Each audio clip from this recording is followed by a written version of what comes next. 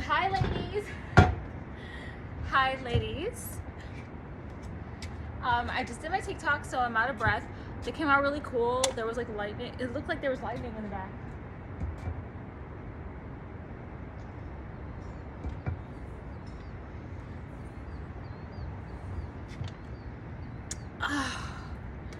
Okay.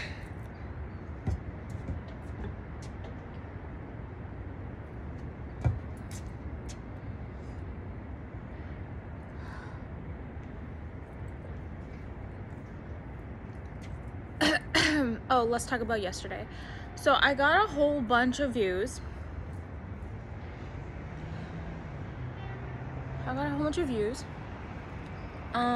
83 peak because I was doing Braille first time in Europe.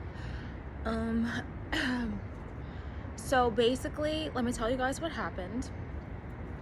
It was really awesome. Okay. As I referenced in my previous podcast, the fastest way to get whatever you want is to detach from it. That's not something that I invented. It's just a common concept in manifestation.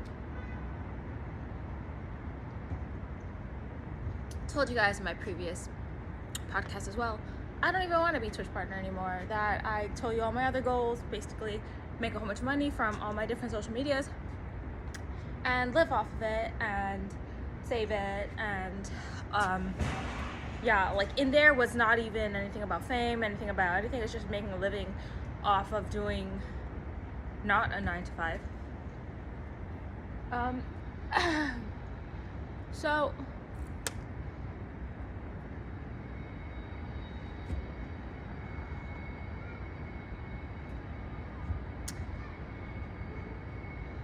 so many ways to go. I just try to stay on topic because I could derail.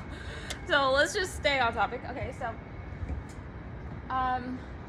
basically what happened is that this guy decided to come to my chat and over again just keep telling me that I'm staring at paint drying. Well, I guess the paint cracked because I cracked and I started laughing at myself. And I know you're not supposed to do that. Wizard Liz always tells you guys, I can't watch her videos because she yells a lot, but don't ever laugh at yourself. I watch her little clips on TikTok. So, like, don't laugh at yourself. Like those edits they be making with the music. Oh my god, I love edits. I even made some of myself. Basically never laugh at yourself, but I did laugh. And because I laughed, he just stayed there and let other people talk, and then he came back and said, oh, you're still watching paint dry? And then that snowballed into just all of a sudden all these people were just talking to me, trying to get me to talk to them. Obviously they always do that, right? So that's normal.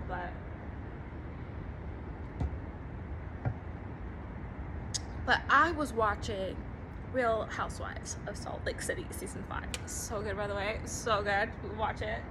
I always kept up with it. I don't know when it came out, but when I found it, I was always keeping up with the episodes. Oh my god, season 5 in the middle. Oh my god, my reactions all on the stream. So good. For the first 4 seasons, Lisa Barlow was my favorite character. No spoilers here.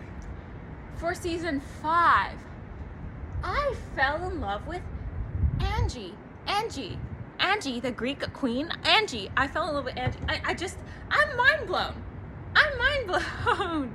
Because if I can fall in love with someone's personality and then thereby think that they are like the most beautiful person in the world when I didn't like them before, that gives me a lot of hope that maybe I can just like, siren you guys and just, make you like me, really.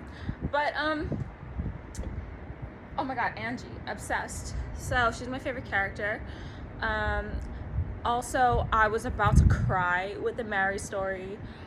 Oh my god, I just can't believe it. And I literally am so grateful that I don't have any addictions. Speaking of addictions, so I went through all of my journals from last year, and I found out what and the year before, 2023, 2024 journals. I read all of them. I know whoever saw me on stream, you saw me skipping some pages. Sometimes I was rewriting affirmations, but I don't do that anymore. I don't do robotic affirmations anymore.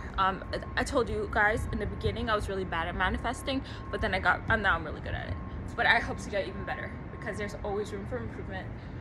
And you can always get your manifestations faster. So I read everything I wrote those past years, and I was like, oh my god, reading, like, oh my god, I'm so smart. And I'm just like, I can't believe, like, I couldn't believe how coherent it was. And the ideas were different. They're not like, it's not like I'm thinking the same today. I'm thinking even more advanced. So I loved it. But then one of the little manifestations I wrote in there was like, I'm no longer addicted to sugar. And it came true. So ladies, I think one of the biggest things that led to just better health for me is basically I replaced all refined sugar with those acai bowls, and that's basically my dessert. So if you're like me, like, you have to have, but you should have the best kind of it. So like for me, oh my god, and I even told my dad, I'm like, oh my god, Dad, if I don't have like carbs and dessert, I'm just like I can't even say it on here. Like, it's just really, I really need it. I don't know what it is, but anyways, so I just watching, and all of my manifestations came true that I talked about in 2023 and 2024. And I was just like completely in awe, just reading those. And now my journal for 2025 is so much better. It's so concise. Every idea is unique. There's no repetition. I only did repeating in 2023 when I started all this. So when I started manifestation. So now it's like only for a little brief period, and then I figured out how to do it better. Obviously, you just can't keep doing something that's not working. You have to figure out why it's not working. Why does it work for everyone else, not working for me? Anyways, so it was just every single idea for me in 2025 is so clear. It's not repeated. If I manifested it some years ago, I don't rewrite it. You know, I don't rewrite that manifestation. And I it's really, for my book yesterday, my journal, I literally, by the way, I was about to write a second book, but I'm like, who the fuck's gonna buy that? But you guys should buy my book, because it's the easiest way for me to make money, because I don't have to do anything. It's just, they're just gonna send it right to you, and I don't have to do anything. But you could bring it to me and I can autograph it.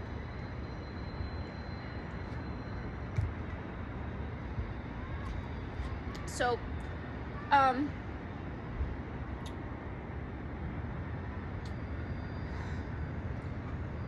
sugar manifestations 2025, it's so much clearer, and I started writing down what really happened yesterday, and I kind of want to make my future self know, because I did that in the previous journals too, and I'm like, is this a manifestation, or did this really happen? This really happened.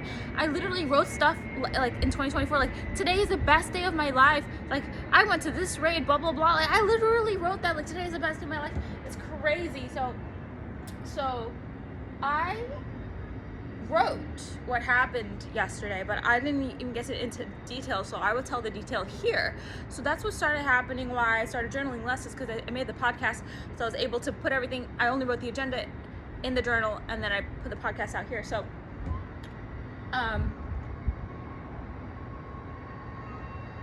yesterday what happened, a guy told me, I laughed, and everyone just started talking in my chat. But more importantly, the guy who made fun of me, all of a sudden, the 1700s in Europe, they wanted in on the action. So they started, like, and people did this in North America, and as being me, this is something I had to get through to learn to not, like, be sad about this, and it doesn't hurt anymore. So for you guys, ladies out there, if you just really try, I promise, whatever you're afraid of or hurts you now, it one day won't. and your life will be so much better. On the other side of that fear is exactly like a miraculous life awaits us. So basically, the guys did 1700. You know, they used to do this to me in North America. And they join the room, they let it fill up. Sometimes they even let it enter the dungeon in North America. But here they just leave at the end. And then Europe is different too, because the guys, they never leave your room like the lower people. They never leave, they really stay with you. And I never seen that in North America, except for one guy who always used to help me, but they don't leave you. They don't leave you there in Europe. So anyways, so I thought my room was empty, because in North America, if 1700 leaves, everyone leaves right away, like fast. But in Europe, 1700 leaves, like 1 or 2 people will leave, but then the rest of the people are still in the room, and they were waiting with me. And we actually got into Brel. I was so focused on Brel that my chat was scrolling so fast. I missed all the comments. People were one person, okay, I'm not gonna be like, one person subscribed to get my attention. I thanked them in voice. One person, the same person, donated to me to write me a message to invite me to Brel next week, which, you know, I really don't want to go because I want to be the raid leader. Like, see, that's the thing, people don't really understand, like, why are you even doing this? Well, the reason why I even started making my own lobbies is obviously nobody accepted me to their lobby, so I was like, fuck you, I'm gonna make my own. And that's why I made my own lobbies.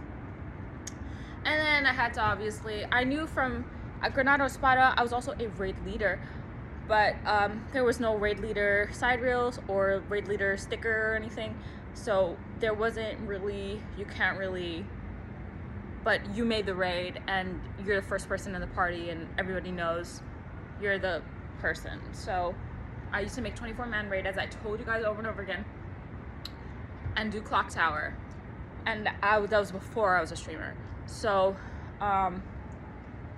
you know, I knew what I had to do is basically I had to learn the whole raid, run the whole raid, find the right people that can help me clear the raid, and I knew from Granada Espada the combination of people you need.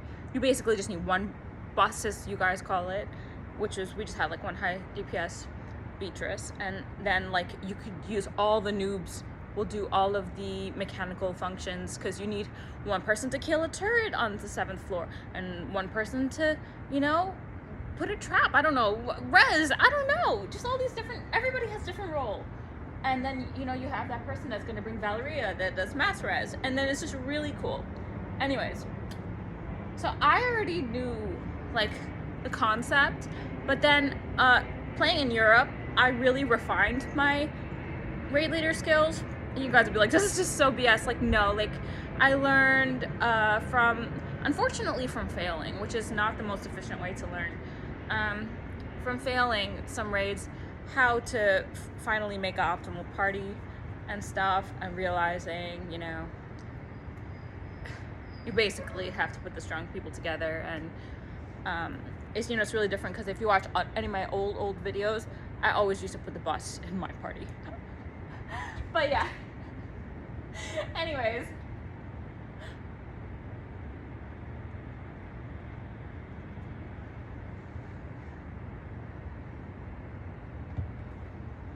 And of course, you put Chris Energy together, which I barely see any. Anyways. What are we even talking about? To all my girlies, I also want to share with you some of the creators that I always watch that is lightning, that is very inspirational to me. First of all, if you want to get your summer body, the girl you're gonna watch on YouTube, her name is Liv Schmidt, and oh, Liv, I can't watch her anymore. All these creators I'm naming to you, I used to watch them all the time, but I don't watch any of them anymore, because the saga of what they say every day, I kind of get the concept, so I don't have to watch them anymore. Shira71, you guys already know, relationship advice, and how to be a gold digger, which I fail at miserably. And there was one more. Oh, I love Carmelita Fox. If you just having a bad day, just watch her. She's so funny, and I always write in her comments like, we love you, and then anyways, Liv, I can't take her advice. She's just gonna tell you to taste everything, eat half of everything. Like, bitch, I want to eat the whole cake. Like, you guys know me, and I just can't take the advice. Also, when she recommends protein, be careful, because I did that in the winter and I gained a whole bunch of weight. I bulked so much. Oh my god, just be careful. Be careful with the protein, okay? And she taught me about electrolytes, so that's why I push it so hard. And I still, every single time I do have electrolytes that day, I just feel so good, and it helps my brain so much. So that's one thing I really prize her on. And I put my favorite flavors of my electrolytes. I use the same brand that she uses in my Amazon storefront. But those are my favorite creators, thought I'd share. I think you guys would enjoy spending your time watching them, because and Liv is a girl I always talk about, like, oh, I had a favorite influencer, and you know, she's not on TikTok anymore. That's the one. But for Liv, I do like her when more like in like last year in the winter. I like her body then, but now she's just a perfect Barbie doll model. But I liked her, you know. I always like people when they're in a certain phase, when they wear certain outfits, like Ariana Grande, you know, her Mac Miller, not really her Mac Miller, her Pete Davidson era is really cute. And so yeah, I only like her Liv for like the winter, how she was. It was just so beautiful. But now, you know, sometimes people get too perfect and you just can't follow them anymore. I still follow her, but I can't watch her videos anymore because it's just too much. It's too hard. I just can't. It's too much control. It's too many rules, you know. For me too, I like my way. Like, I literally think I should make like a fitness channel, and I kind of was trying to do that with my Patreon before I released now I release all the videos for free on my YouTube. But I like my way because I'm never hungry, and I think that's huge, you know. There's two things for me I cannot fight. It's hunger and sleep. If I'm falling asleep, that stream is off. It's off. I know sometimes you guys see me, I look really tired. The only reason I pushed through yesterday was because oh my god. Okay, so the maintenance guy was supposed to come fix something a couple days ago, and my landlord called me, texted me. The doorbell was ringing. I think it was the actual maintenance guy. I think he sent the maintenance guy and paid him, and I obviously was asleep because I finished streaming and I was in a deep slumber. And you know that feeling, if you ever got waken up in the middle of a sleep, I feel sick if they wake me up. Like, if I get waken up like right in the middle of it, I feel like sick and I have to go back to sleep. So I didn't answer anything. I didn't say anything. So the next day he messaged me. He's like, hi, can the maintenance guy come tomorrow? And between 12 to 5. So it's a 5-hour fucking window. The times that I usually go to sleep. 12 p.m. to 5 p.m. And I'm like, yes. So I did my normal 12-hour stream, you know, nocturnal, graveyard shift. And if I wanted to go to sleep, I would have to go to sleep at 6 a.m. to 12 p.m. And my mod said that I could, and just set alarms. I know me, no alarm is gonna get me out of bed. So basically, I decided to do the thing that my third ex-boyfriend taught me, which is like, if you really want to like fix your schedule, like, you have to stay up, and then it shifts naturally. Like, I really had to fight through those 12 hours. And in fighting during those 12 hours, knowing it's the second most dead time in the EU hours to get a raid, I actually started getting a raid. People actually started coming. People actually started writing in my chat. Oh, I also took off slow mode. The people were spamming me. And during the raid, everyone was fighting for my attention. Like, I donated money to write me a message. they waited for me to take a shower, and then I did egg gear 1, 2, and got carried. And then it was just, I got up like to 83 views, then it dwindled down to 20, then it went to 30, but then it was at the 17-hour mark, I really had to just go to sleep. And I wasn't even that tired, but I always decide at the end, I always make the decision, you know, I'm only human, and if I go to sleep, I know that I'll have a better stream tomorrow. It's just really cool. I got all those viewers. Yeah, that's all. I don't really know what else to tell you guys.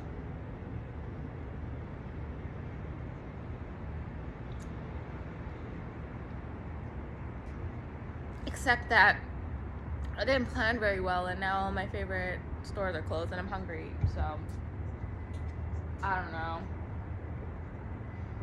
I don't know what I'm gonna do. I can't do anything. I hate this. I guess I'm intermediate fasting for 12 hours. I fucking hate that. I don't do that. I used to do that. I don't do that. It's not that hard though. Once you start, it's actually really good for you, they say sometimes. But I don't do that. I just rather eat regular time and sleep regular time and always be full. But I have no choice. The earliest thing is gonna open at 9 o'clock unless I give it in like order at Starbucks or something, which I probably will. Okay.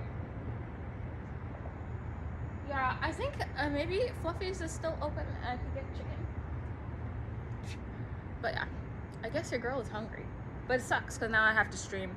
So yeah, that's how it started. I basically got a whole bunch of trolls. This guy, he was spamming my chat, but I was like watching the Brel video and I didn't notice, and I glanced over and I just banned him. And then I got all these trolls. They literally were like stopping the Twitch partner from writing to me by spamming it. I guess they were like spamming it out of the screen, and the guy was getting so mad. He was like, please read my comment, and I was just like, I guess I made it because I don't scroll up anymore. But yeah, who knows what's gonna happen next. I don't know what's gonna happen next. You know, you guys already know my story about all of the little times that I thought I was like almost famous and getting all these viewers and stuff, and you guys know all my stories. So yeah, okay guys, I love you guys so much, and thank you for always sticking with me. I hope you found a lot of value in this video, shows to watch, and inspiration and motivation to get through your day, health tips, you know, and I hope everybody's happy, because really that's like, you know, besides health and, you know, wealth, happiness is really all that matters, right? And, you know, having your family and stuff. So okay, I love you guys. I thank you for sticking with me. Bye.